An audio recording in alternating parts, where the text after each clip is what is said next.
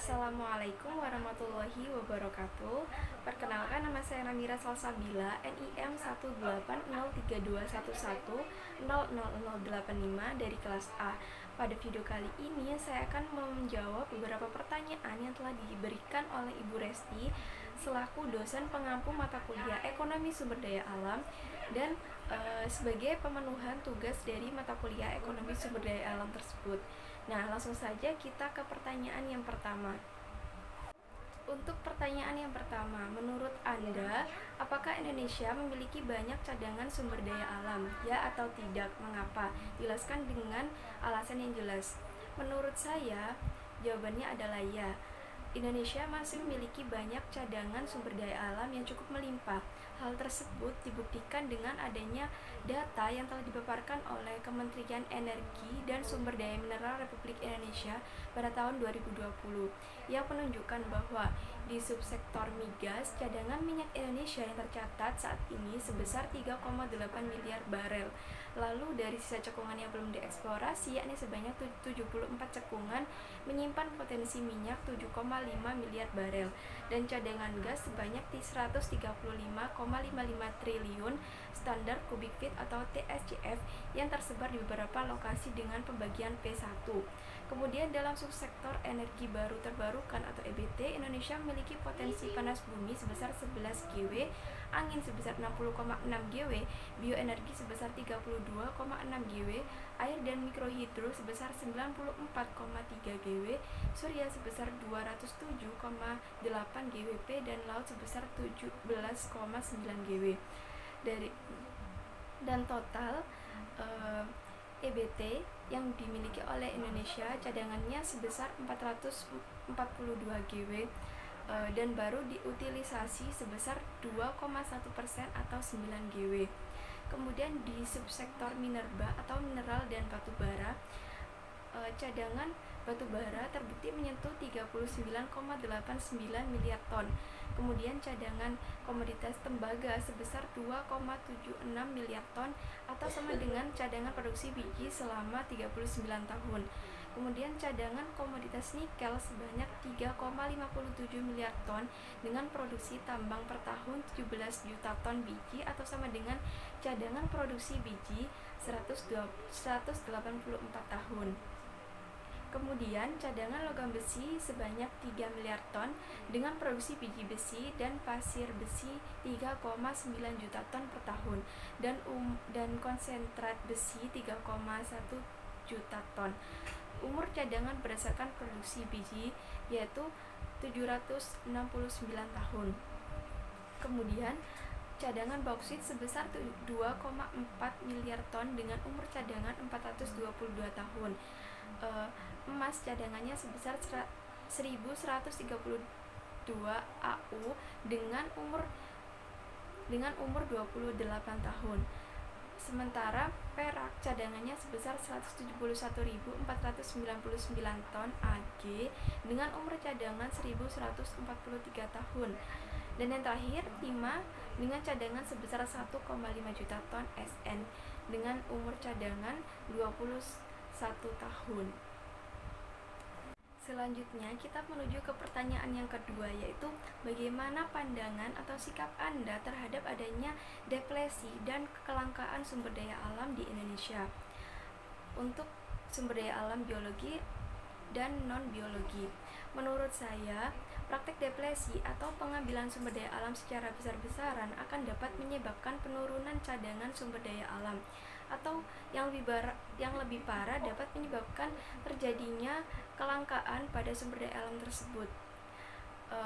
Kelangkaan sumber daya alam tersebut akan dapat menyebabkan terancamnya kehidupan generasi manusia selanjutnya.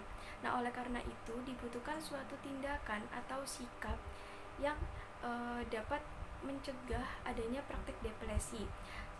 Salah satunya yaitu seperti memberlakukan adanya sanksi atau hukuman yang tegas bagi para pelaku praktik depresi sehingga orang-orang tersebut tidak akan mengulangi praktik depresi tersebut dan menimbulkan efek jerah bagi pelakunya. Tentunya hal tersebut membutuhkan adanya bantuan atau peran dari pemerintah. Namun sebagai masyarakat, kita juga dapat mencegah adanya kelangkaan sumber daya alam, yaitu dengan menggunakan sumber daya alam secara bijak, sehingga keberadaan sumber daya alam tersebut akan terus terjaga dengan sebaik mungkin untuk memenuhi kebutuhan manusia. Nah, di sini terdapat beberapa sikap yang bisa dilakukan untuk mencegah atau mengatasi terjadinya kelangkaan seperti yang dilansir pada kompas.com. Di antaranya yaitu yang pertama dengan menyusun skala prioritas atau penentuan urutan kebutuhan dari yang terpenting sampai dengan yang kurang penting. Dengan begitu, kita bisa memilah mana kebutuhan yang benar-benar harus dipenuhi atau tidak, sehingga hal tersebut dapat mencegah terjadinya kelangkaan. Yang kedua yaitu dengan menerapkan prinsip ekofisiensi ketika menggunakan sumber daya alam.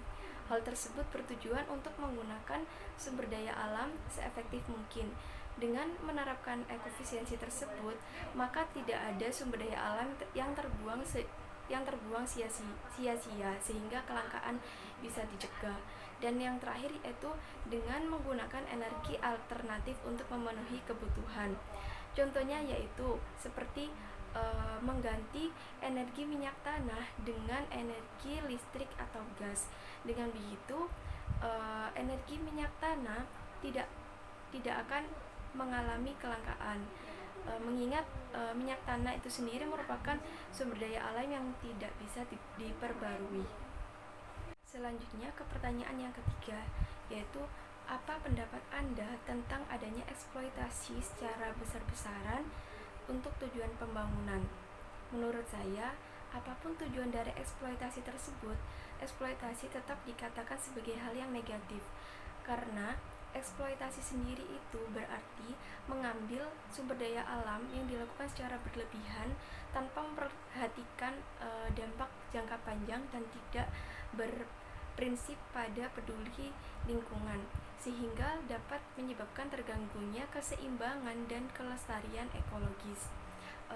Meskipun tujuannya untuk pembangunan, yang mana pembangunan itu juga sangat penting untuk kemajuan kehidupan manusia itu sendiri, namun pembangunan seharusnya dilakukan dengan tetap memperhatikan dan mementingkan kelestarian sumber daya alam, sehingga tidak berdampak pada penurunan kualitas ekosistem hutan, sungai, danau, pesisir, dan kelautan, sehingga kehidupan dapat terjaga kelestariannya.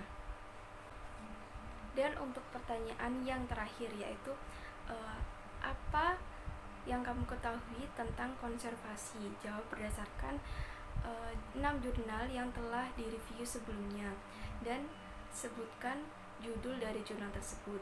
Nah, berdasarkan dari ke-6 jurnal yang telah dianalisis oleh kelompok saya sebelumnya, terdapat salah satu jurnal yang membahas mengenai konservasi yang berjudul Pemilihan Alternatif Kebijakan Pengelolaan Sumber Daya Energi Panas Bumi di Kamojang, Jawa Barat dengan analisis multi kriteria decision making atau MSDM.